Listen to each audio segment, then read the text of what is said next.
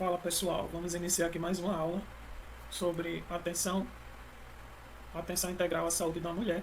Antes de iniciar a aula, vou deixar dois links no primeiro comentário fixado, o link do Telegram e o link do curso da doutora Priscila, um curso para você atuar em espirometria, que é uma área muito rentável e que tem poucos profissionais que estão empreendendo nessa área. É uma área onde você tem uma rentabilidade muito grande e você faz ali um exame de espirometria, um exame bem feito, bem laudado, e você consegue empreender nessa área. Então, vou deixar aqui no comentário o link do curso dela. Você pode estar empreendendo na área de espirometria, beleza? Tem a parte teórica e tem também a parte prática, onde você pode atuar. Você faz a formação com ela e você já está habilitado para poder atuar nessa área. E vou deixar também o link do canal do Telegram. Lá no canal do Telegram eu posto vários materiais, e-books e outras postagens muito interessantes. Então me siga lá no Telegram também para você ter acesso a esses materiais. Vamos para a aula de hoje, que é a Política Nacional de Atenção Integral à Saúde da Mulher, PNAISM. Ela foi instituída em 2004. Antes dessa política de 2004 já se tinha algumas políticas, mas elas eram focadas mais no ciclo gravídico puerperal, na primeira metade do século XX, e na segunda metade do século XX veio o advento do surgimento do anticoncepcional, década de 60, onde se teve movimentos feministas que passaram a criticar os programas maternos infantis lá no ano de 1984, onde se instituiu o PAISM. Então, primeiro foi o PAISM, depois foi instituído. E a criação do PAISM ele foi paralelo à criação do SUS, lá no ano de 1990. Então, o PAISM ele preconizava ações em todos os ciclos vitais da mulher, não somente no ciclo gravídico puerperal. Então, essa política ela visa dar atenção ao ciclo gravídico puerperal, à violência doméstica e sexual, à saúde mental. Então, vai ver o paciente de maneira holística. A saúde mental ela é muito importante, a influência dos hormônios, a depressão pós-parto, as doenças crônicas degenerativas, como diabetes mellitus e hipertensão, também acometem o público feminino. A saúde de grupos populacionais específicos, a mulher indígena, a mulher negra, a mulher em vulnerabilidade. Então, existem vários grupos populacionais específicos dentro da saúde da mulher que elas merecem a atenção. Os objetivos gerais da PNAISM é promover a melhoria das condições de vida e saúde das mulheres brasileiras, mediante a garantia de direitos legalmente constituídos e ampliação do acesso aos meios e serviços de promoção, prevenção, assistência e recuperação da saúde em todo o território brasileiro. Então, você vai promover e prevenir, além de dar assistência, que antes era mais focado no modelo biomédico assistencial. Contribuir para a redução da morbidade e mortalidade feminina, e isso vai acontecer em todos os ciclos de vida nos diversos grupos populacionais, sem discriminação de qualquer espécie. Ampliar, qualificar e humanizar a atenção integral a essa mulher. Então, esses são os objetivos gerais da PNAISM. Os objetivos específicos da PNAISM é ampliar e qualificar a atenção clínico-ginecológica. Então, ela vai ter essa função. A atenção clínico-ginecológica, inclusive as portadoras de infecção pelo HIV, os portadores de HIV e outras DSTs. Estimular a implantação e implementação da assistência em planejamento familiar para homens e mulheres, adultos e adolescentes. Promover a atenção obstétrica neonatal qualificada e humanizada, incluindo assistência ao abortamento. Então, antes se tinham algumas práticas que são consideradas violência obstétrica. Então, essas práticas, elas, como por exemplo, Pristelé e outras práticas que passaram a não ser mais adotadas devido a essa política. Então, veja a importância da instituição dela. Promover a atenção às mulheres e adolescentes em situação de violência doméstica e sexual. Promover conjuntamente com esse programa de IST, AIDS, a prevenção e controle das doenças sexualmente transmissíveis e da infecção pelo HIV na população feminina. Os objetivos específicos: reduzir a morbimortalidade por câncer na população feminina, implantar um modelo de atenção à saúde mental com enfoque de gênero, promover a saúde, a atenção à saúde da mulher na terceira idade. Então, veja a importância, né, de ver em todos os ciclos. Promover a atenção à saúde da mulher negra, promover a atenção à saúde das trabalhadoras do campo e da cidade, e também a saúde da mulher indígena. A atenção às mulheres em situação de prisão, incluindo promoção das ações de prevenção e controle das DSTs e da infecção pelo HIV. Então, tem todos esses objetivos específicos. Dentro da PNAISM, nós temos a Rede Cegonha, que foi instituída pela portaria número 1459, de 24 de junho de 2011. Então é importante você dar atenção ao número da portaria e também à data, porque às vezes cai no concurso o número da portaria. Então a Rede Cegonha, ela é de 2011, foi instituída na portaria 1459. A Rede Cegonha é uma estratégia do Ministério da Saúde que visa instituir essa rede de cuidados humanizado. Então vai ter uma rede de cuidados onde essa mulher vai ser direcionada com treinamento, capacitação da equipe e dos hospitais para receber ela de forma humanizada. E a Rede Cegonha, os objetivos da Rede Cegonha: fomentar a implementação de novo modelo da atenção à saúde da mulher e da criança, do parto ao nascimento, organizar a rede de atenção à saúde materna, reduzindo assim a mortalidade materna e infantil.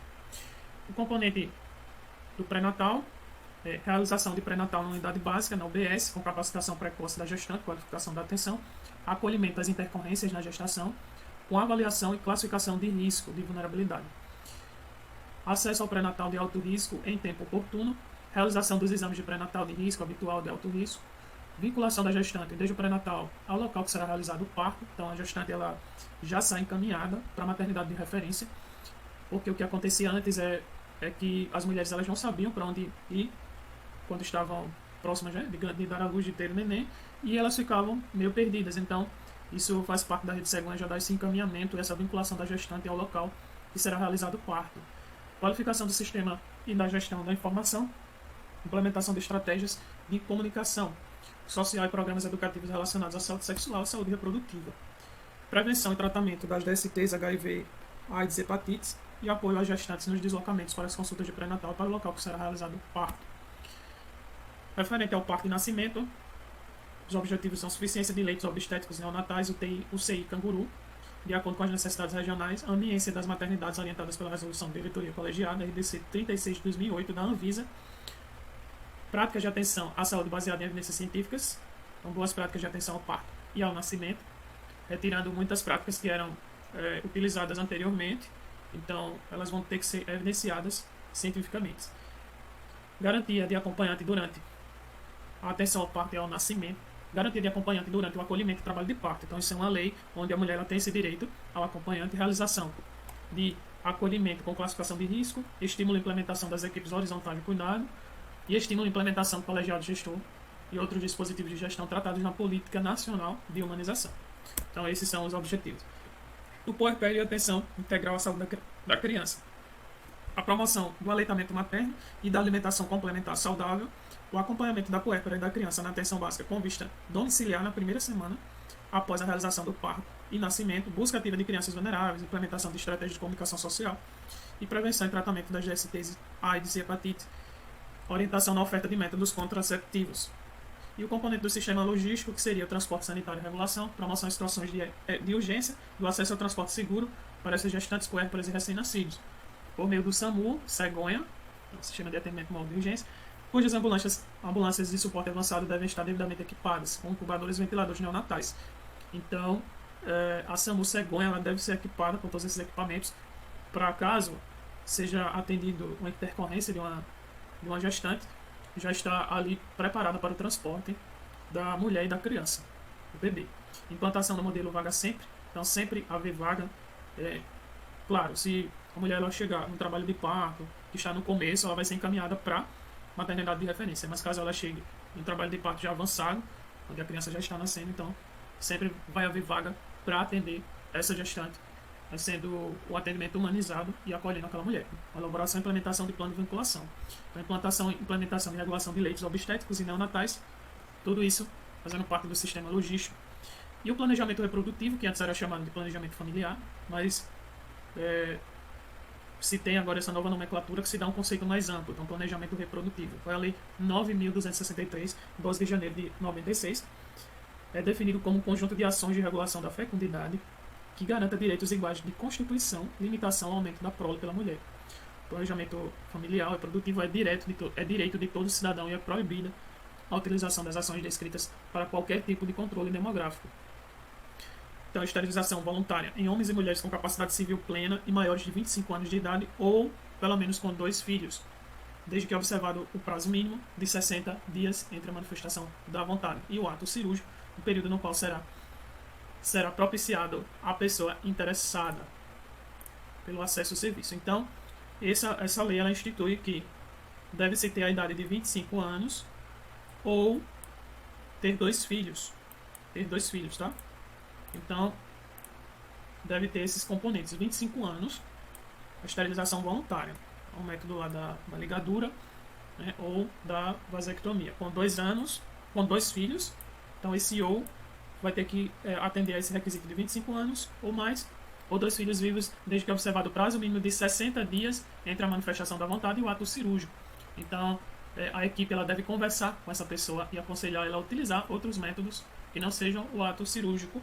Se mesmo após esse aconselhamento ela continuar manifestando a vontade, aí sim ela vai ter o direito, se ela tiver esses requisitos, em realizar a esterilização voluntária. É verdade a esterilização cirúrgica em mulher durante os períodos de parto ou aborto, é muito comum, né? Já faz ali a cesariana, já faz a ligadura, então essa esterilização é vedada. Na vigência da sociedade conjugal, a esterilização depende do consentimento expresso de ambos os cônjuges. A esterilização cirúrgica em pessoas absolutamente incapazes somente poderá ocorrer mediante a autorização judicial. Toda esterilização cirúrgica será objeto de notificação compulsória em direção ao SUS. Escolhendo assim o anticoncepcional, deve ser preferência da mulher ou do casal, do único casal, características de método, eficácia, efeitos secundários, disponibilidade, os fatores individuais, contexto de vida do usuário, condição socioeconômica, estado de saúde, características da personalidade do homem e da mulher, fase da vida, padrão de comportamento sexual, aspirações reprodutivas. Então, tudo isso deve ser levado em consideração na escolha do método anticoncepcional. E aqui os métodos contraceptivos. Então, nós temos a pílula. A pílula ela é um anticoncepcional hormonal oral. A taxa de falha dela é de 0,1% a 6,8%. Ela inibe a ovulação, torna o muco cervical espesso, provoca alterações no endométrio, que é a camada uterina. As vantagens é acessível, ciclos regulares, alta eficácia e fertilidade, que retorna logo após a interrupção. As desvantagens não previnem contra ISTs, muitos efeitos colaterais, risco de acidente vascular cerebral e trombose venosa profunda. Não pode ser usada por lactantes, apenas mini pílula. Então, ela tem essas desvantagens, a pílula. A injeção é um anticoncepcional hormonal injetável, tem essa taxa de falha, que é menor. Os mecanismos vão ser iguais ao da pílula. E as vantagens é a aplicação mensal ou trimestral. Não previne contra IST, alterações de ciclo menstrual, ganho de peso, AVC e TVP são as desvantagens. Tem o implante subcutâneo, que é um anticoncepcional hormonal também. Vai ter os mesmos efeitos da pílula. A aplicação única, que dura 3 anos, a fertilidade retorna logo após a interrupção. E as desvantagens é que não previne contra IST, sangramento prolongado, amenorreia, acne, alto custo. A camisinha masculina, que é o de preferencial escolha, é um método de barreira, tem a taxa de 3% a 14%, impede o acesso do espermatozoide ao óvulo, previne contra IST, não possui efeitos sistêmicos, não requer acompanhamento médico, fertilidade não interrompida e há uma negociação do uso.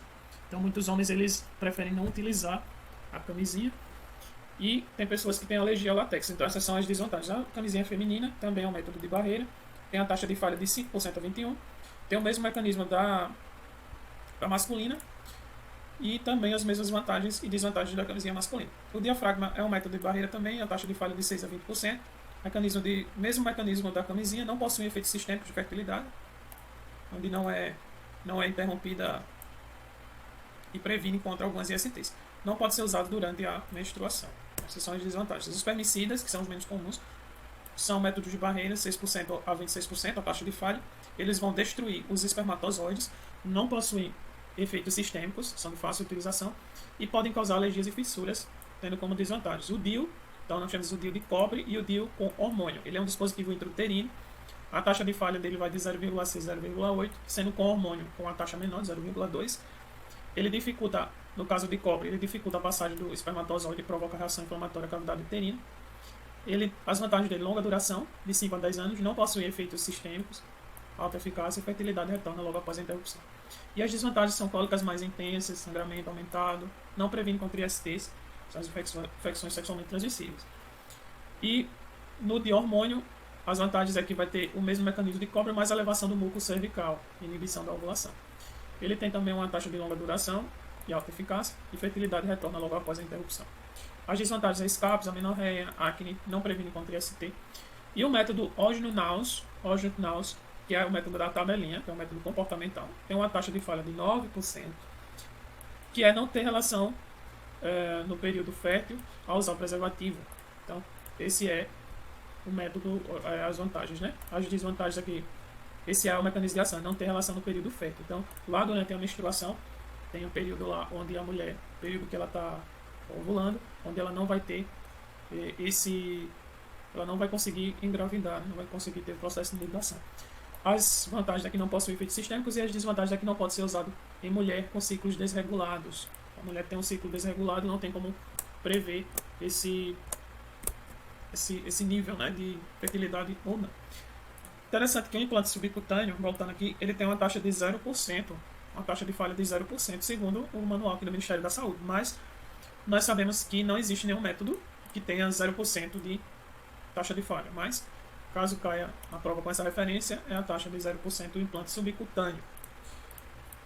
Vamos para o próximo aqui. O método de Billings, que é um método comportamental, a taxa de falha de 3%. Se dá pela observação do muco cervical ao longo do ciclo menstrual e não ter relação no período fértil usar o preservativo. Não possui efeitos sistêmicos, promove o autoconhecimento, tem como vantagem. Desvantagem, não previne contra ISTs. O citotermal, que é um método comportamental também, ele é combinado com a tabelinha, o método de Billings e a observação da temperatura basal. Lá no ciclo menstrual, a mulher tem um aumento de 0,5 graus, meio grau, a elevação da temperatura, então consiste em avaliar essa temperatura.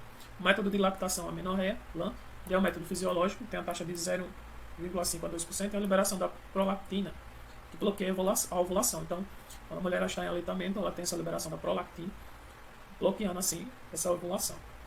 A vantagem é que é sem custo e as desvantagens é que só pode ser utilizado em aleitamento materno exclusivo e sem o retorno da menstruação, não previne contra ISTs. E a laqueadura e vasectomia, que é um método cirúrgico, de 0,5% a 0,15%. A obstrução mecânica das trompas, definitiva, não possui efeitos sistêmicos, que é a vantagem, e as desvantagens é que é definitiva e não previne contra as ISTs. Beleza? Vamos encerrar por aqui para a aula não ficar muito longa e depois a gente dá continuidade a esse assunto. Beleza? Tchau, tchau.